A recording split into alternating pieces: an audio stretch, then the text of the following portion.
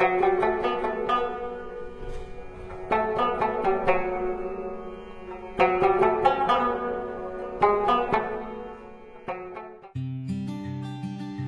वालेकुम। आप सबको बलूचिस्तान लैंड ऑफ ब्यूटी के एक नए सीरीज़ के साथ खुशामदीद कहते हैं। इस सीरीज़ में हम आपको बलूचिस्तान के हर शहर की सैर करवाएंगे और वहाँ के मशहूर तारीख़ी और सियाहती मकामात के बारे में आपको मालूमात देंगे। इस सफ़र का आगाज़ हम बलूचिस्तान के तारीख़ी शहर सिब्बी से कर रहे हैं, जो कि 2 हिस्सों पर मुश्तमिल होगा।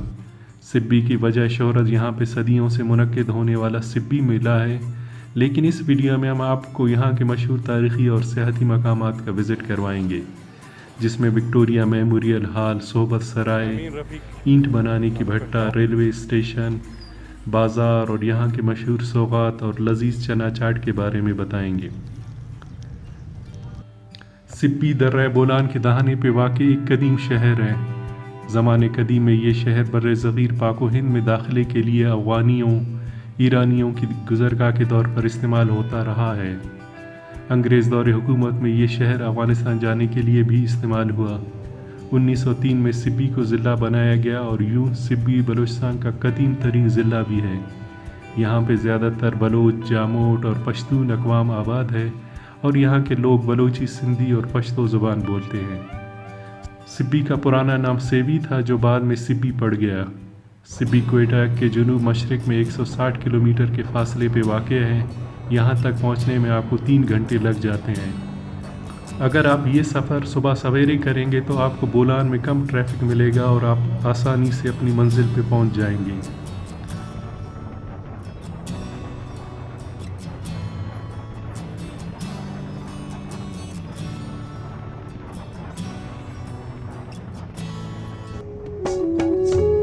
गाड़ी मरे जापाना वल्लाक मरेर बोलाना ड्राइवर बलूचिस्तान अतेने खुदा दिलरुबा दिलरुबा।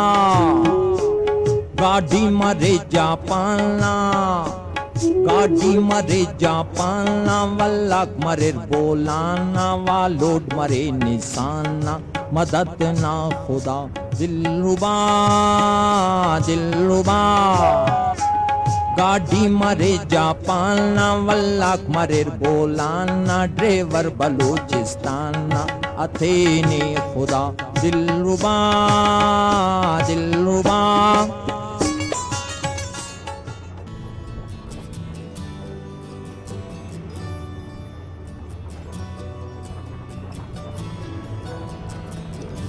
दर्रा बोलान में दरिया बोलान के किनारे से सफ़र इस पूरे सफ़र को और हसीन बना देता है। दर्रा बोलान के बाद आप कच्छी और सिब्बी के वसी व अरीज़ रकबे पर फैले मैदानों में पहुंच जाते हैं।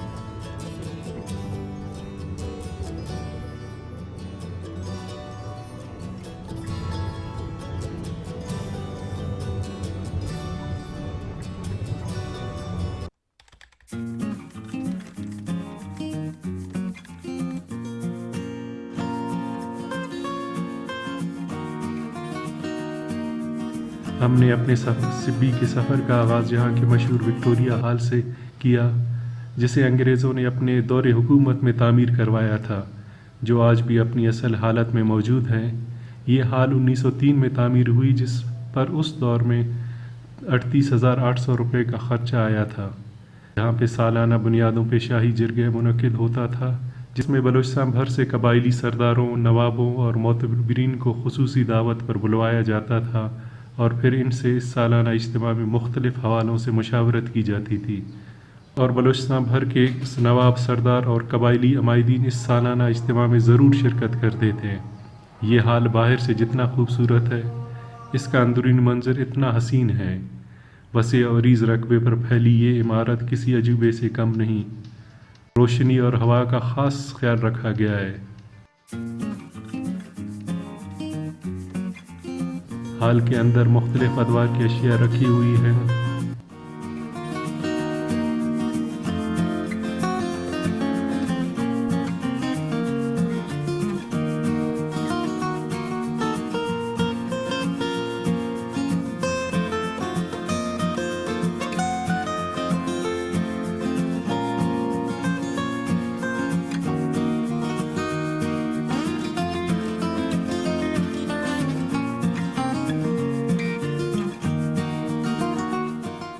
हाल के दोनों अतराफ में बैठने के लिए जगह बनाई गई है, जहाँ पे ऊपर जाने के लिए खूबसूरत सीढ़ियाँ बनाई गई हैं।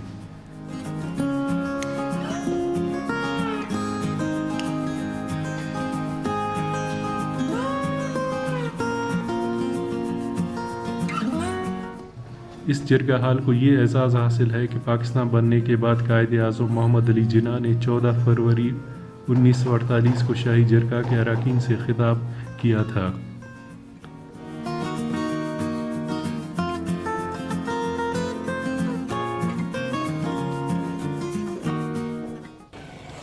सोबत सराय सिब्बी।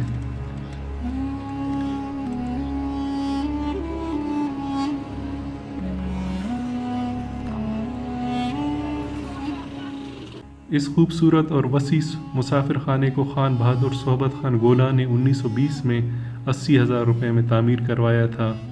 सरदार सखी सोबत खान गोला अपनी सखावत समाजी खिदमत के हवाले से बहुत मशहूर थे। उन्होंने इलाके के दूर दराज के लोगों के लिए कई सराय मुख्तलिफ इलाकों में तामीर करवाए। इनमें जैकाबाद, बेलपट, जटपट और सिब्बी के सराय शामिल थे। अंग्रेज़ों ने इसको सरदार गेस्ट हाउस का नाम दिया, जहाँ पे सिब्बी मेले के दौरान कबायली सरदार और शाही जरगा के अरकान क़याम करते थे। यहाँ पे मेहमानों को मुफ्त खाना फराहम किया जाता था और घोड़ों के लिए इस्तबल भी मौजूद था।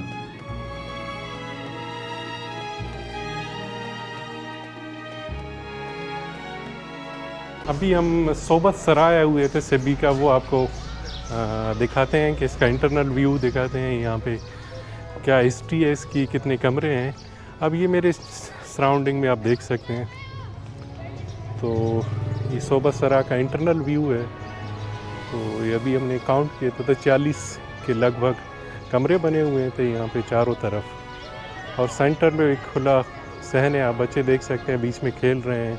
और बिल्कुल आप राइट साइड पे इस कोने पे एक मस्जिद बना हुआ है, लोग नमाज भी पढ़ रहे हैं उसमें। तो और मेरे बैकग्राउंड में आप देख सकते हैं जो गेट से जब एंटर हुए थे तो वो किस तरह से आप खूबसूरत तरीके से बना हुआ है। उसके इंटीरियर आप देख सकते हैं, ऊपर कलर्स देख सकते हैं। चीज़ था मुझे वो नोट कर रहा था अभी, इसके दीवार जो थे इसके, क्योंकि सिब्बी में होता बहुत ज़्यादा गर्मी है, तो उन्होंने जब ये दीवार बनाए होंगे तो वो मोटा रखने की वजह यही थी कि इसमें से जो गर्मी की जो तपिश है वो कम से कम इसमें जा सके धूप की। इसकी जो विड्थ है इसका आपकी दीवार की देख सकते हैं 2 फुट से ज़्यादा बना हो। अब ये सहन भी देख सकते हैं, जितने कमरे हैं तो उनकी जितनी भी दीवारों की विड्थ है वो इसी तरह 2 फुट से ज़्यादा है। छत आप देख सकते हैं वो आम तौर पे टियर गार्डर इस्तेमाल हुआ है। कुछ कमरे हैं वो अभी भी इस्तेमाल है, कुछ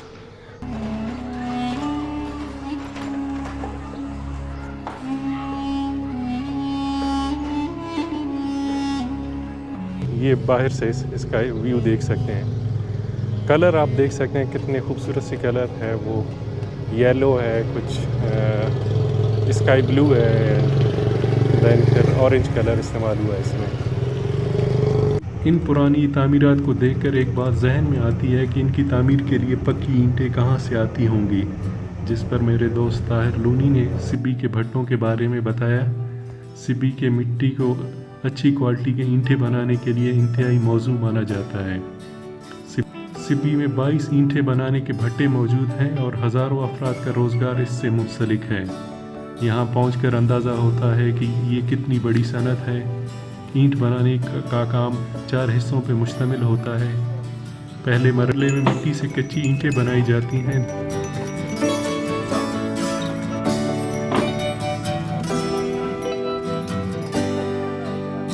दूसरे मरहले में ईंटों को एक मखसूस तरतीब से रखा जाता है ताकि ईंटें अच्छी तरीके से पक जाएं।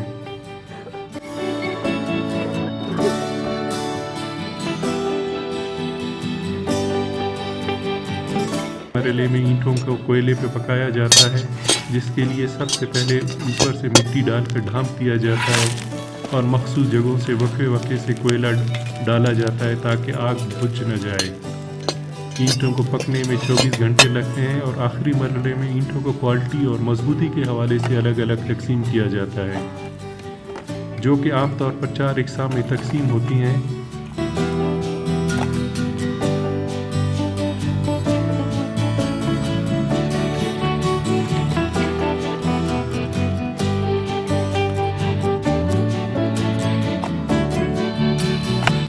पहले नंबर पर पीली रंग की ईंटें होती हैं जिसकी कीमत 7 रुपये होती है। दूसरे नंबर पर मोंगाई होती है जो कि सुर्ख और पीली रंगों पर मुश्तमिल होता है और इसकी कीमत 6 रुपये होती है। तीसरे नंबर पर छापड़ी होती है जिसका रंग सुर्ख होता है और इसकी कीमत 3 रुपये होती है। चौथे नंबर पर कंगर होती है जो कि ज़्यादा दब जाने की वजह से सख्त हो जाता है, जिसे अब बुनियादों की तामीर में इस्तेमाल किया जाता है और इसकी कीमत 5 रुपये होती है। पक्की ईंटों को ट्रैक्टर के ज़रिए मतलूबा जगहों पर पहुंचाया जाता है।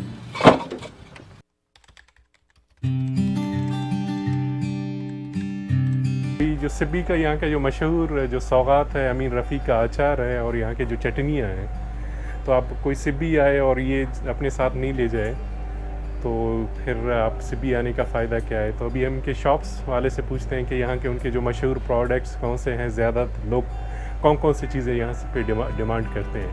ये मोहम्मद उस्मान है। मोहम्मद उस्मान, थोड़ी से बता दें कि आप यहाँ पे कौन से आप लोग के मशहूर प्रोडक्ट्स हैं।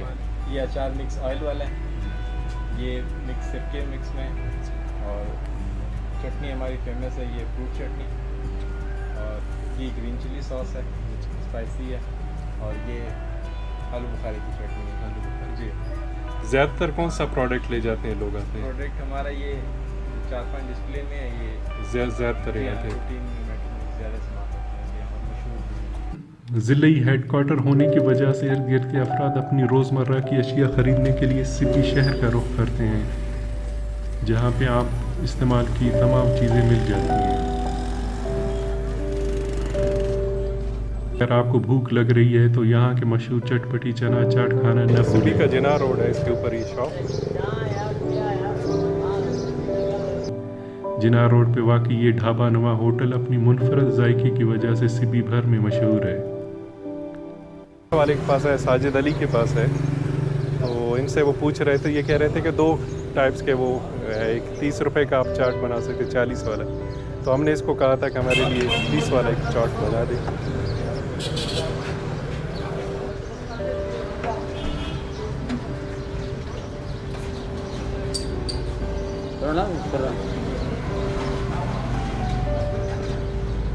अभी यहाँ का जो चाट है वो हम थोड़ी सी टेस्ट करके आपको बता देते हैं कि किस तरह से बना है।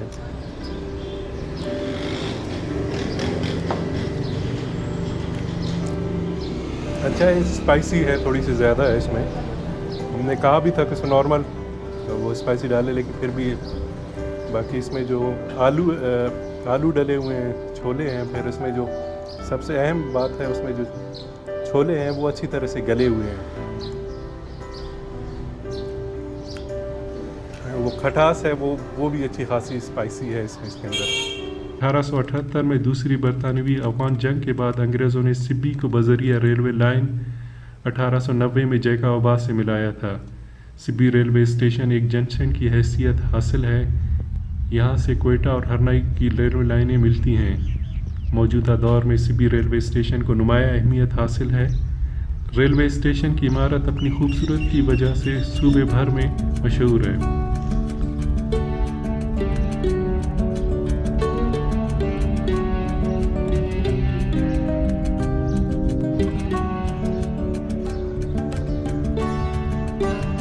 सिब्बी की एक वजह शोहरत यहाँ की चाय है। शहर में मौजूद छोटे चैनिकी होटल अपनी मुनफरद जायके की वजह से जाने जाते हैं, जहाँ पे चाय के कोयले पर तैयार किया जाता है।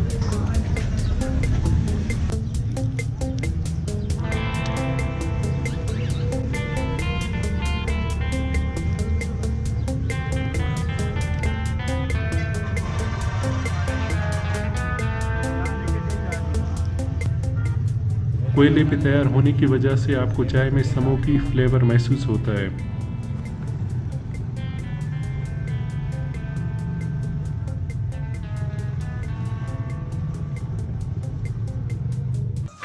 अगर हमारी वीडियो पसंद आए तो प्लीज़ लाइक और शेयर करना न भूलें। शुक्रिया।